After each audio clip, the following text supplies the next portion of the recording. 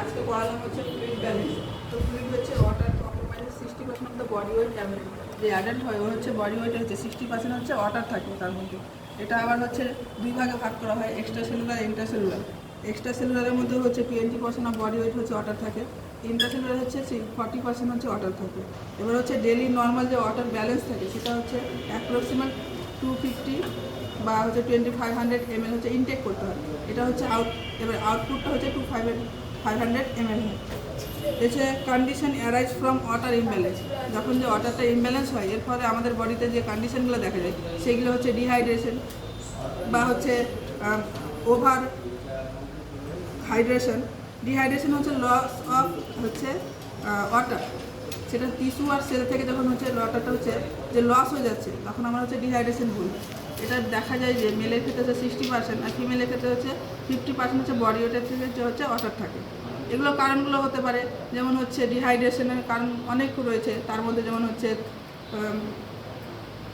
Inadequate drinking of water,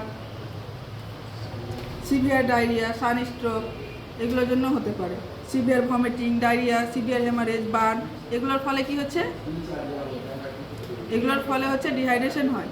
dehydration sign সিমটমগুলো হলো thirst, sunken eye, muscle weakness, restlessness, crackle lips, sleep disturbance, headache, decrease urine output, এগুলো হচ্ছে sign symptom দেখা যায়। দেন হচ্ছে diagnostic evaluation.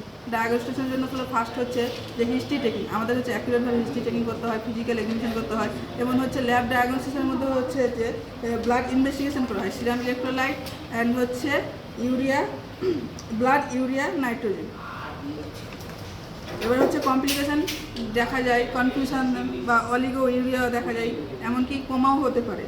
Management হচ্ছে mild ডিহাইড্রেশনের ক্ষেত্রে আমরা হচ্ছে নর্মালি হচ্ছে ওরাল ডিহাইড্রেশন হিসাবে দিয়ে থাকি, যেমন ওআরএস দিয়ে থাকি, আর একটা হচ্ছে 1 লিটার জলের মধ্যে একটা ওআরএস বলে খেতে বলা হয়। এটা হচ্ছে নর্মাল হচ্ছে মাইল্ডের ক্ষেত্রে। যখন সিভিয়ার হয় তখন হচ্ছে যে ফ্লুইড, আইভি ফ্লুইড দেওয়া হয়। তারপরে ব্লাড, যদি কোনো হেমারেজের কারণ যদি হয়ে থাকে তাহলে ওকে হচ্ছে ব্লাড দেওয়া হয়।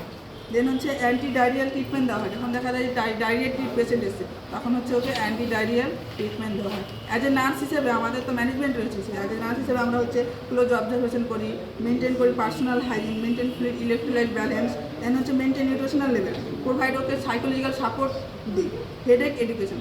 তো আজকে এই পর্যন্তই ছিল।